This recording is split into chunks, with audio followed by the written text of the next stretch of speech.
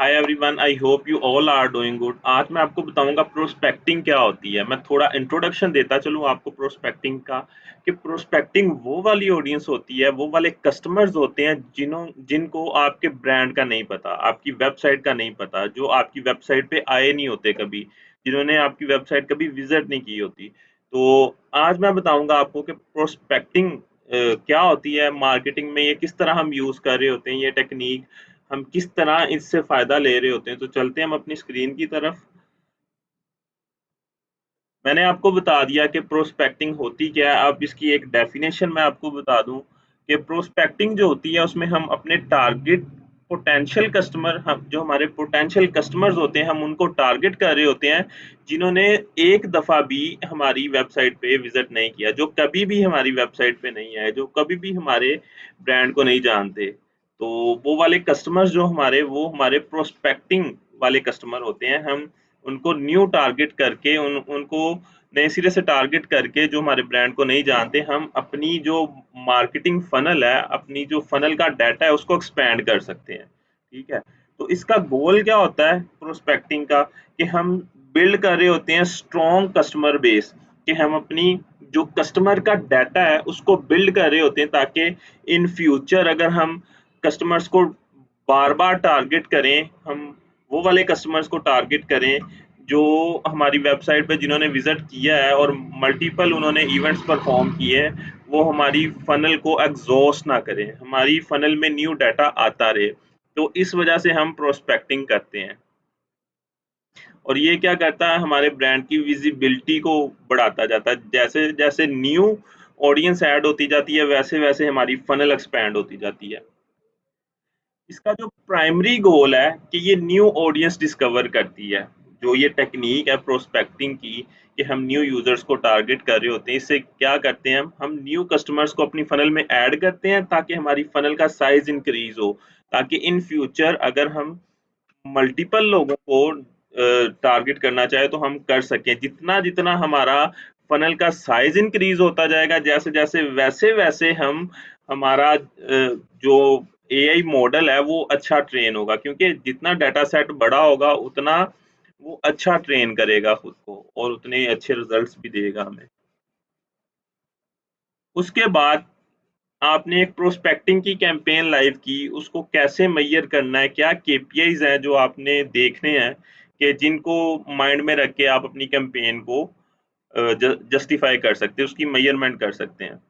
सबसे पहले इम्प्रेशन, कि आपकी कैंपेन के ऊपर इम्प्रेशन कितने आ रहे हैं, आपकी कैंपेन कितने लोगों को सर्व हो रही है, और उस वो कितने लोगों को नजर आ रही है बेसिकली। तो वो आपने इम्प्रेशन सबसे पहले काउंट करने हैं, उसको ध्यान में रखना है। उसके बाद न्यू विजिटर्स, कि आप जो कैंपेन लाइव कर रहे हैं वो सिर्फ न्यू विजिटर्स, न्यू यूजर्स को नजर आनी चाहिए, उन लोगों को जिन्होंने एक दफा भी आपकी वेबसाइट पे विजिट नहीं किया। आपने इसमें अपने जो रीमार्केटिंग के, जो ऑलरेडी अपनी आपकी वेबसाइट पे विजिट कर चुके हैं, उनको टारगेट नहीं करना।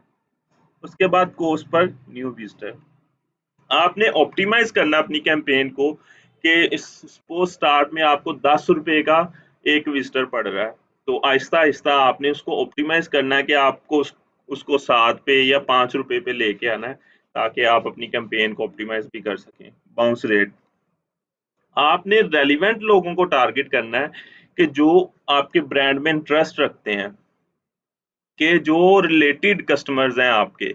आपने रेलिवेंट लोगों को टारगेट नहीं करना, अदरवाइज आपका बाउंस रेट हाई होगा, कि यूजर आपकी वेबसाइट पे आया, उसको इंटरेस्ट ही नहीं है आपकी वेबसाइट में, वो फौरी बाउंस कर जाएगा। तो आपने ध्यान में रखना है कि आपने इररेलेवेंट लोगों को टारगेट नहीं करना, ताकि आपका बाउंस रेट अच्छे से अच्छा हो सके।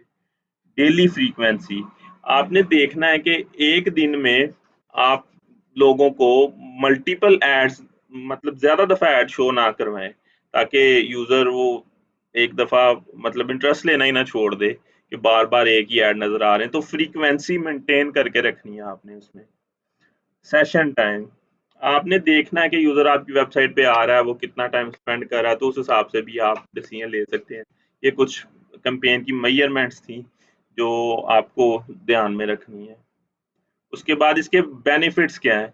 प्रोस्पेक्टिंग का पहला बेनिफिट ये है कि आप न्यू कस्टमर फाइंड कर सकते हैं। आप ऑब्वियसली आप चलाते ही इसी वजह से हैं कि जो लोग आपके ब्रांड को नहीं जानते, आप उन तक अपना ब्रांड पहुँचाएँ कि ये मेरा ब्रांड है, आप इससे प्रोडक्ट बाय कर सकते हैं या अपनी एक्टिविटी कोई भी आगे परफ़ॉर्म कर सकते हैं।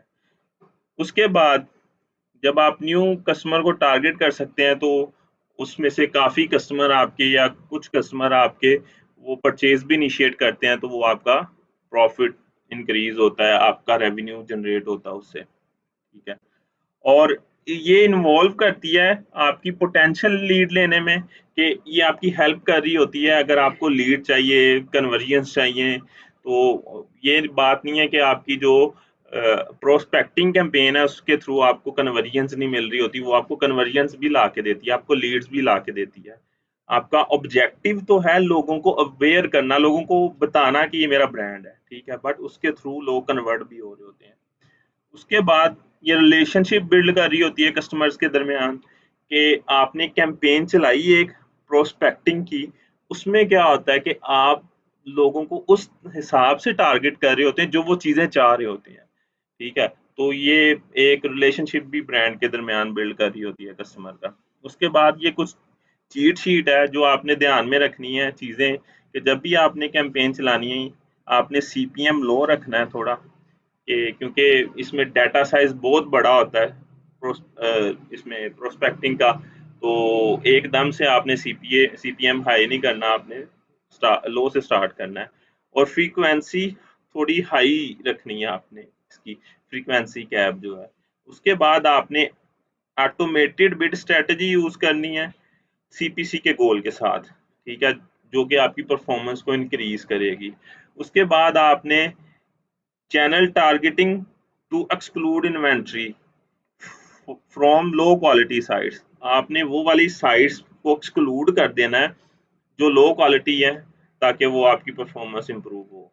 उसके बाद आपने फर्स्ट पार्टी ऑडियंस लिस्ट को एक्सक्लूड करना है। फर्स्ट पार्टी ऑडियंस लिस्ट कौन सी होती है? जो आपकी रीमार्केटिंग ऑडियंस होती है, जो आपके कस्टमर्स का डाटा होता है, उसको फर्स्ट पार्टी ऑडियंस लिस्ट बोलते हैं।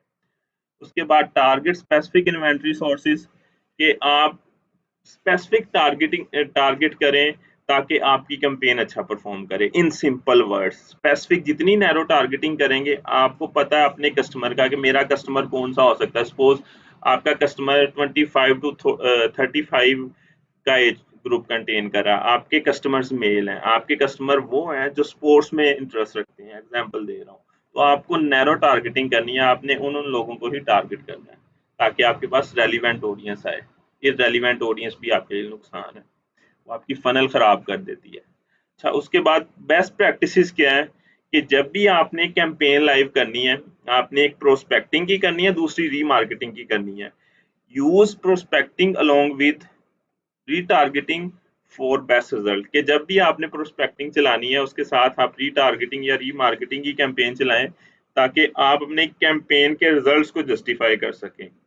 क्योंकि जब आप प्रोस्पेक्टिंग चलाते हैं उसका मतलब ये होता है कि आप न्यू यूजर्स को टारगेट कर रहे हैं। जब आप प्री मार्केट चलाते हैं तो उसका पर्पस ये होता है कि आप जो पहले आपके कस्टमर्स हैं आप उनको भी टारगेट कर रहे हैं।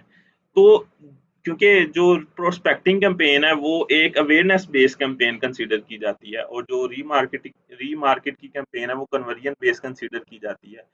तो इस हिसाब से जब दोनों कंबाइन चलाएंगे तो आपका जो आरओआई है या कॉस्ट पर परचेज है वो आपका आप जस्टिफाई कर सकते हैं, क्योंकि वो आपकी जो रीमार्केटिंग कैंपेन भी पार्टिसिपेट कर रही होगी कन्वर्जेंस के अंदर। उसके बाद डिजाइन आई कैचिंग क्रिएटिव, आपने एड कॉपीज और क्रिएटिव अच्छे डिजाइन करवाने हैं ताकि यूजर फर्स्ट क्लिक पे ही बाय कर ले, या जो वो चीज चाह रहा है आपको, आप वो चीज उसको कम्युनिकेट कर रहे हो कि ये मेरे पास चीज़ अवेलेबल है, आप इधर से बाय कर सकते हैं। तो ये भी आपने एक चीज़ का ध्यान रखना है। तो आई होप आपको ये मेरी आज की वीडियो काफ़ी अच्छी लगी होगी। मेरी वीडियो को लाइक, मेरे चैनल को शेयर और सब्सक्राइब करते जाएँ ताकि आने वाली वीडियोज़ में मैं काफ़ी इन्फॉर्मेटिव चीज़ें आपके लिए लेके आ सकूँ। ओके जी, अल्लाह हाफ़िज़।